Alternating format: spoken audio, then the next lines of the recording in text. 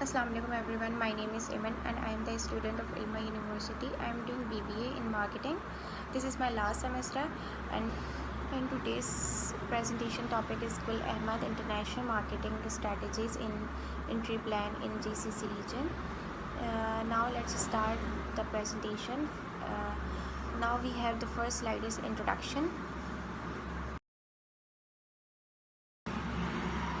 So basically introduction में हमारे पास ये है कि गुल अहमद जो है वो 1953 में इस्टेब्लिश्ड हुआ और 1972 में स्टॉक एक्सचेंज में रजिस्टर्ड हुआ।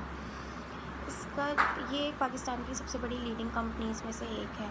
ये वर्टिकली इंटीग्रेटेड कंपनी के मीन्स हैं कि ये प्रोडक्शन से लेकर टेक्सटाइल तक सब कुछ खुद मैनेज करती है और ये अनस्टिच्ड और स्टिच ड्रेसेस के साथ होम टेक्सटाइल भी ऑफ़र करती है और इसी वजह से इसको कॉस्ट क्वालिटी पे कंट्रोल मिलता है। गुल अहमद अपनी हाई क्वालिटी कॉटन और अफोर्डेबल प्राइसेस की वजह से मशहूर है। ग्लोबलाइजेशन की वजह से फ़ैशन और टेक्सटाइल इंडस्ट्री में काफ़ी कंपटीशन बढ़ गया, इसलिए कंपनीज लिमिटेड नहीं रह सकती। इसलिए गुल अहमद ने डिसाइड किया कि वो अपने आप को एक्सपेंड करेंगे, तो उन्होंने अपने आप को GCC रीजन में एक्सपेंड किया और अभी ये इंटरनेशनल लीडिंग कंपनी है। Now we have second slide is why GCC reason.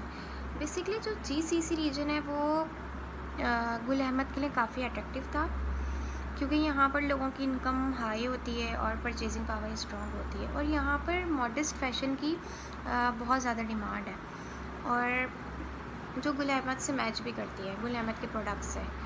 तो इसलिए गुल अहमद ने यहाँ एक्सपेंड करने का फ़ैसला किया और जो पाकिस्तान का और GCC रीजन का जो कल्चर है वो काफ़ी सिमिलर है और यहाँ पे साउथ एशियन लोग हैं जो ऑलरेडी ब्रांड से अवेयर हैं। And now we have next slide is GCC market overview. GCC market overview में ये है कि हमारे पास जो GCC रीजन में कंट्रीज़ आती हैं वो Saudi Arabia, Kuwait, Oman, Bahrain, UAE and Qatar, ये सब कंट्रीज़ हैं। UAE एंड सऊदी अरेबिया ये फ़ैशन हब्स हैं। यहाँ लग्जरी और मिड रेंज दोनों तरह के ब्रांड्स ऑपरेट किए जाते हैं, इसलिए गुल अहमद ने यहाँ एंट्री करने का फ़ैसला किया और ये एक स्ट्रॉन्ग अपॉर्चुनिटी थी। And let's move on another slide which is market entry strategy. Basically जो मार्केट एंट्री स्ट्रैटेजी है, यहाँ पे गुल अहमद ने 3 फेज़ को फॉलो किया है। जो फर्स्ट फेज़ है इसमें जो कंपनी है वो ऑनलाइन एंट्री करेगी। फॉर एग्जांपल वो अपनी वेबसाइट लॉन्च करेंगे एंड अमेज़ॉन और नोन जैसी जो वेबसाइट्स हैं, जो प्लेटफॉर्म्स हैं, उनके साथ कोलैबोरेशन करेंगे। एंड सेकंड जो फेज़ है इसमें वो लोग स्टोर्स ओपन करेंगे मॉल्स में। और जो थर्ड फेज़ है इन लोगों का, उसमें ये लोग फ्रेंचाइज और लोकल पार्टनर्स के साथ जो है वो बिज़नेस एक्सपेंड करें। And now we have another slide which is STP analysis, means segmentation, targeting and positioning. And first is segmentation का मतलब है मार्केट को डिफरेंट ग्रुप्स में डिवाइड करना। गुल अहमद अपने कस्टमर्स को एज, इनकम और जेंडर की बेसिस पर टारगेट करता है। जोग्राफिक लेवल पर अर्बन सिटीज़ को टारगेट करता है एंड देन तो साइकोग्राफिक लेवल पर है वो हम उन्हें टारगेट करते हैं जो फैशन कॉन्शियस होते हैं और मॉडेस्ट क्लोथिंग पसंद करते हैं। एंड थर्ड हमारे पास है बिहेवियर लेवल पर जो ऑनलाइन शॉपर्स और सीजनल बायर्स होते हैं उनको टारगेट करते हैं। ये 3 फेज़ हैं जो गुल अहमद फॉलो करता है। सेकंड है हमारे पास टारगेटिंग में ये है कि जो गुल अहमद का प्राइमरी टारगेट है वो साउथ एशियन एक्सपेट्रिएट्स हैं जो ऑलरेडी ब्रांड को जानते हैं। सेकंड टारगेट हमारा है जो अरबिक वुमेंस होती हैं जो मॉडेस्ट फैशन को प्रेफर करती हैं। एंड टर्चरी टारगेट जो है गुल अहमद का वो यंग जनरेशन है जो ट्रेंडी और फ्यूजन फैशन को पसंद करते हैं। इस तरीके से गुल अहमद ने 3 सेगमेंटेशन में जो कस्टमर्स हैं उनको टारगेट किया है। Now we have third is positioning में गुल अहमद ने ये किया है कि अपने ब्रांड को अफोर्डेबल प्रीमियम फैशन ब्रांड के तौर पर मार्केट में पोजीशन किया है। इसका जो मेन फोकस है वो high quality fabric, cultural design and reasonable pricing पर था। इससे ये लग्जरी ब्रांड और लो कॉस्ट ब्रांड दोनों से ये डिफरेंट नज़र आएगा मार्केट में। Now let's move on another slide, which is 4 P's of marketing, means product, price, place and promotion. First हमारे पास है प्रोडक्ट। गुल अहमद के जो प्रोडक्ट्स हैं उसमें unstitch dresses, ready to wear dresses and home textile भी शामिल है। जीसीसी मार्केट के लिए गुल अहमद ने कुछ चेंजेस किए हैं, जैसे अबाया style dresses, light weighted fabric को यूज़ किया है, और अरेबिक वुमेन के लिए अरेबिक डिज़ाइंस स्टाइल्स बनाए हैं, और इन चेंजेस ने लोकल डिमांड को मीट किया है। हमारे पास सेकंड है प्राइसिंग के लिए गुल अहमद ने सबसे पहले पेट्रेशन प्राइसिंग यूज़ की है ताकि कस्टमर्स अट्रैक्ट हों, और बाद में वैल्यू बेस्ड प्राइसिंग की है और ब्रांड को मिड रेंज में पोजीशन किया है। डिस्काउंट्स और बंडल ऑफर्स भी किए हैं कस्टमर्स को, जिससे सेल्स इंक्रीज़ हो जाए। एंड थर्ड है हमारे पास प्लेस। गुल अहमद ने डिस्ट्रीब्यूशन के लिए ऑनलाइन और ऑफलाइन दोनों चीज़ों को दोनों चैनल्स को यूज़ किया है।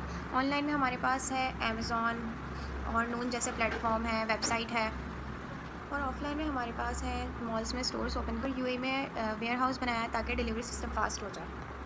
एंड लास्ट हमारे पास है प्रमोशन के लिए गुल अहमद ने डिजिटल मार्केटिंग को इम्पोर्टेंस दी है, सोशल मीडिया पर कैंपेन्स रन की हैं और इन्फ्लुएंसर्स के साथ कोलैबोरेशन किया है। एंड ट्रेडिशनल मार्केटिंग के लिए मॉल एड्स, फैशन शोज़ और ईद ऑफर्स पर भी फोकस किया है। Now we have another slide which is competitive analysis.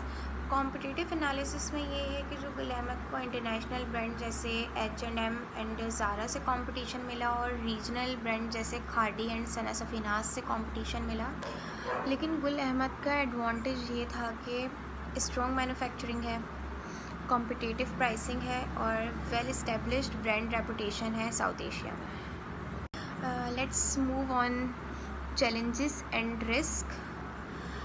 GCC region में एंट्री करने में बहुत सारे जो चैलेंजेस हैं वो फेस हुआ है, जैसे strong competition, cultural difference, high operational cost, और इसकी जो स्ट्रेटजिक रिस्क था वो ये था कि incorrect pricing, poor product adaptation and ineffective localisation.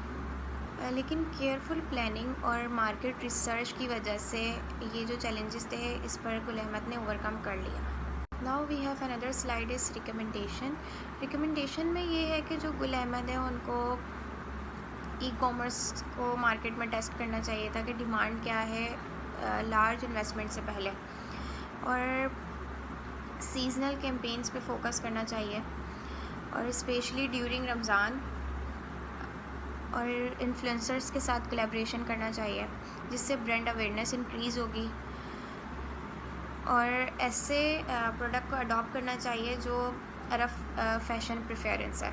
And additionally ये है कि रीजनल वेयर हाउसेस इस्टेब्लिश करने चाहिए, फ्रेंचाइज मॉडल पे फोकस करना चाहिए। इससे ये है कि जो एफिशिएंट सपोर्ट है वो एक्सपेंड होगी। And now we have last slide which is conclusion में हमारे पास ये है कि जो गुल अहमद है वो उसका स्ट्रॉन्ग पोटेंशियल था जीसीसी मार्केट में सक्सेस गेट करने का, क्योंकि गुल अहमद ने product relevance, cultural alignment and competitive pricing पर काम किया, और STP strategies, 4 P's of marketing और